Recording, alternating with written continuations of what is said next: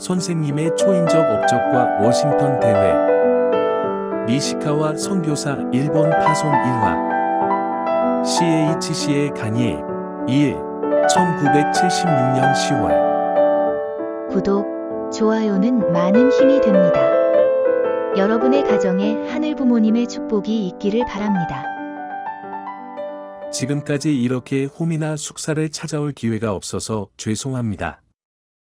고생하고 있는 각 부모님 형제, 또 지방에서 고생하고 있는 형제에게도 찾아가 만나야 한다고 생각하지만 나 나름대로의 업무가 있어서 찾아갈 기회가 없었습니다. 나는 선생님을 만난 지 21년이 되었는데 그동안 계속 선생님을 따라오면서 느낀 것에 대하여 말씀드리겠습니다.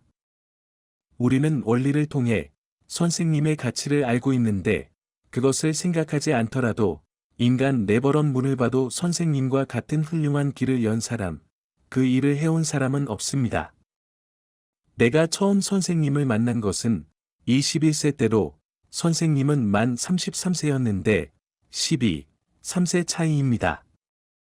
같은 청년입니다. 여기도 지금 33세와 21세 정도의 사람이 있을 것으로 생각합니다. 같은 청년의 입장에서 같은 청년 시대의 선생님의 뒤를 생명을 걸고 따를 것을 결심했을 때 선생님께 생명을 걸어도 좋겠다 하는 뭔가를 보지 않았더라면 따라가겠다고 생각하겠습니까? 선생님은 지금 만 56세가 되었고 여러분들은 어리니까 부자와 같습니다. 그러나 영계에 간 유효원 협회장님은 선생님보다 9세 이상이고 또 할머니들은 자기의 자녀 같은 나이의 선생님입니다. 또 역사상의 어떤 종교단체의 교주도 그 분들이 살아있을 때 선생님처럼 세계적인 기반을 만든 사람은 한 사람도 없습니다. 국가적인 기반도 만들지 못했습니다. 예수님 자신도 결국 3년간 하나님의 말씀을 12제자를 만들고 다니면서 선포한 후에 로마 제국에 의해 살해당했던 것입니다. 그때는 하나님의 아들이라고 몰랐던 것입니다. 죽은 다음 그 제자들이 하나님의 아들로 증거한 것입니다. 석가모니도 마호메트도 어떤 종교의 교주도 살아있을 때 제자들을 중심 삼고 세계적 기반을 만들지 못했습니다. 예수님도 하나님의 아들로 태어났지만 가장 사랑한 12제자 가운데 가룟 유다에 의해 죽임을 당했습니다. 유다는 얼마나 예수님이 사랑한 제자였습니까? 경제를 담당한 제자입니다. 회계입니다. 일반 사회에서도 사장에 가장 가까운 입장에 있는 것이 회계입니다. 가장 신뢰하는 사람입니다. 가장 신뢰하는 경제를 담당하고 있는 유다의 손에 예수님이 죽임을 당한 것입니다. 어째서입니까? 아무리 훌륭한 선생님이라도 제자들의 눈에 인간적인 약점이 보였던 것입니다. 하나님 대신 힘을 받아 여러 가지 훌륭한 기적을 일으키는 것을 보았지만 같이 생활해 보니 자기들과 다를 바 없는 인간입니다. 가룟 유다의 눈에는 그런 인간적인 약점만 보였던 것입니다. 세례 요한도 마찬가지입니다. 하나님의 계시를 받아 예수님을 증거하였지만 자기의 눈에 보이는 예수님을 그냥 한 사람의 인간의 입장에서 판단한 것입니다. 그러므로 뒤를 따라가지 않았던 것입니다. 배반해 버린 것입니다. 선생님도 마찬가지입니다. 하나님의 마지막 섭리를 가지고 왔는데 인간에게는 차이가 없어요. 인간의 입장으로 살아남고 제자들을 주관하면서 전 세계적인 기반을 불과 15년, 21년 안에 만들었다고 하는 것은 정말 선생님으로서 더 이상의 성공은 없는 것입니다. 그뿐이겠습니까? 스탈린도, 물론 레닌도, 히틀러도 누구도 할 수 없었던 영원한 축복 가정의 전통을 세웠다는 것은 이 이상 누구도 뒤를 따라갈 수 없는 세계 전 인류를 모아 각 민족의 대표를 모아 영원한 기반을 만든 것입니다. 이 지구상에서 이런 일은 누구도 하지 못했던 것입니다. 생각해 보십시오. 누가 할 수 있다고 생각합니까? 선생님은 사랑을 주관할 수 있는 것입니다. 재림 메시아로서 선생님의 마지막 사명은 사랑을 심판하는 것입니다. 선생님은 영원한 사랑을 세우는 사랑의 승리자입니다. 지금까지 정치혁명, 경제혁명, 사상혁명 등 많은 혁명운동을 하셨는데 통일혁명운동은 무슨 혁명이냐 하면 사랑의 혁명입니다. 이것이 처음이고 마지막 혁명입니다. 지금까지 사랑의 혁명을 하는 운동은 없었고 할 수 있는 사람도 없었습니다. 아무리 위대한 사람이라 해도 사랑 앞에 모든 사람이 노예가 된 것입니다. 사랑의 세계를 주관하는, 심판하는 사람은 한 사람도 없었던 것입니다. 스탈린도, 무솔리니도, 히틀러도 누구도 할 수 없습니다. 통일혁명의 근본은 그렇습니다. 타락이 그런 내용이었기 때문에 하나님의 구원 섭리의 심판 내용은 사랑의 심판으로 영원한 사랑의 세계를 가져오기 위해 오신 것이 메시아입니다. 그러므로 우리의 길은 심정혁명입니다. 진리혁명, 종교혁명이 아닙니다. 심정세계의 혁명입니다. 또 선생님이 미국에 가셔서 불과 3년간에 인간으로서 그 이상 할 수 없다고 생각할 수 없을 정도로 움직이셨습니다. 1년 반 동안 쉰개주, 전국을 돌면서 미국 대륙에서 혼자 강연하시고 또 메디슨 스퀘어 가든 대회, 양키 대회, 워싱턴 대회까지 하셨습니다. 또 양키 대회 후 워싱턴 대회까지 40일이라는 준비기간밖에 없었고 20만이라는 대중을 모으는 것도 대단히 어려운 일입니다. 워싱턴 이외에서 3,000대의 관광버스를 빌린 것도 대단한 것이고 워싱턴 시내에 있는 시내버스를 600대 동원하여 왕복 3회 운행했으니 모두 합해서 1,800대입니다.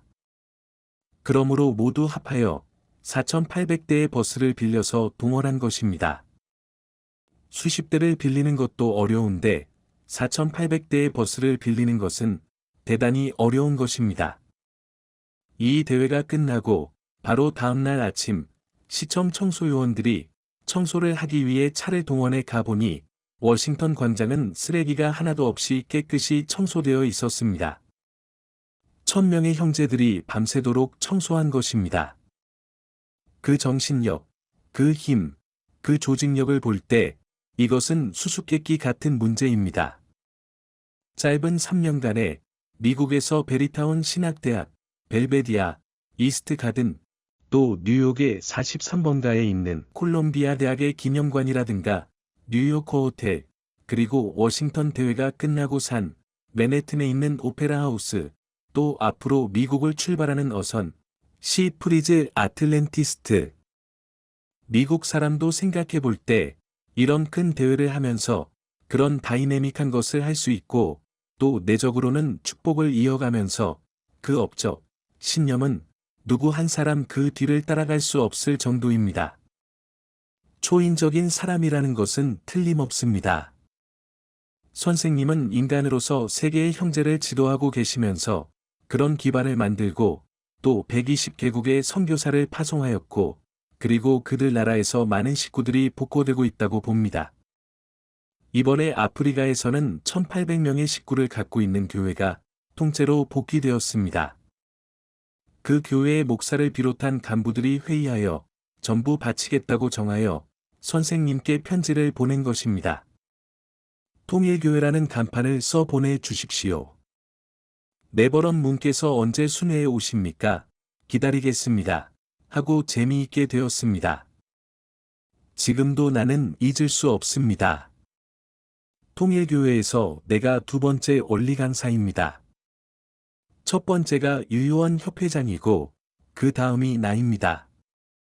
36가정도 물론 현재의 협회장도 수련회에서 나의 원리 강의를 들었습니다. 축복을 받은 선배가정, 물론 아베린 안 선생이 비로소 원리 강사가 되어 지금의 모든 통일교회 간부들을 교육한 것입니다. 또 나는 첫 서울 지구장이고 지금 전 세계에서 페스티벌을 하고 있는데 그 페스티벌의 첫 강사였습니다. 또 나는 통일교회에서 첫 개척자였습니다. 부산, 대구, 서울교회는 선생님이 만든 것입니다. 서울 이외의 지방에서 처음 교회가 출발한 곳이 김포입니다. 한국에 비행기로 갈 때는 김포공항에 도착하지요. 그 일대에 처음 내가 개척전도를 간 것입니다. 그것이 1955년 12월로 선생님이 감옥에서 나온 지 1개월 반 무렵이었습니다. 거기서 지방 개척전도를 시작한 것입니다. 그 이전까지는 교회의 청년회의 전도부장이었습니다. 그때 청년회라고 하면 안 선생이 청년회 회장이었고 지금 문화부장이 청년회 문화부장, 지금의 본부교회 황총무부장이 그 청년회 총무부장이었습니다. 그러므로 전도부장이 맨 처음 개척 나가야 했던 것입니다. 전도부장이 나가지 않으면 누가 가겠습니까? 김포에 개척 나가서 내가 정말 고마워한 것은 그때에 전도한 믿음의 자녀 가운데 두 사람이 나와 같이 36가정으로 축복을 받은 것입니다. 실은 믿음의 자녀가 나와 같이 36가정으로 축복을 받은 사람도 나 혼자뿐입니다. 생각해보면 고마운 일입니다. 그 중에 한 사람은 나에게 배워서 원리 공부를 했습니다. 처음 36가정 축복 심사가 있을 때 자기는 나이가 어려서 축복을 받고 싶지 않다고 하는 것을 철야로 설득을 한 것입니다. 무슨 말을 하나 36가정이 얼마나 가치를 갖고 있는지 지금은 모를 것이다 하면서 설득하였습니다. 지금은 그 이상 고마운 것이 없다고 합니다. 김포 다음으로 간 곳이 인천입니다. 인천 개척 도중에 일본을 개척한 니시카와 최봉춘 씨와 만났습니다. 니시카와 씨는 얼음 공장 상무였습니다. 송 씨라는 사람이 자기의 친구인 니시카와 씨를 전도하여 나에게 데리고 온 것입니다. 그래서 니시카와 씨에게 강의를 했습니다. 그 후에 니시카와 씨를 서울로 안내하여 선생님이 가르치게 된 것입니다. 내가 지금도 그렇게 일본과 인연이 있는데 56년도에 선생님이 니시카와 씨를 일본에 보낼 것을 정하셨습니다. 니시카와 씨는 인천에서 밀선을 탔는데 그때 내가 인천 교회장이었습니다. 한국전쟁 때 메가더 원수의 인천 상륙작적으로 유명한 인천입니다. 항구이므로 어선이 많이 들어옵니다. 그 어선들이 얼음을 많이 씁니다. 그것을 만드는 공장 회사 사장이 니시카와 씨의 친척이고 그는 상무였습니다. 니시카와 씨가 정말 훌륭한 것은 일본에 개척 나간다고 사장을 설득하여 그 회사를 교회에 헌품한 것입니다. 그때는 마침 원리해설이 나왔을 때입니다. 원리강론, 이전의 책으로 유 협회장이 중심이 되어 쓴 것인데 그것이 마침 출판된 것입니다. 1957년도였습니다. 입교하여 겨우 3개월째 되었으니 본인 자체도 원리를 완전히 모르는 입장에서 자기는 일본에서 공부한 적도 있으니 자기가 일본으로 개척하겠다고 한 것입니다.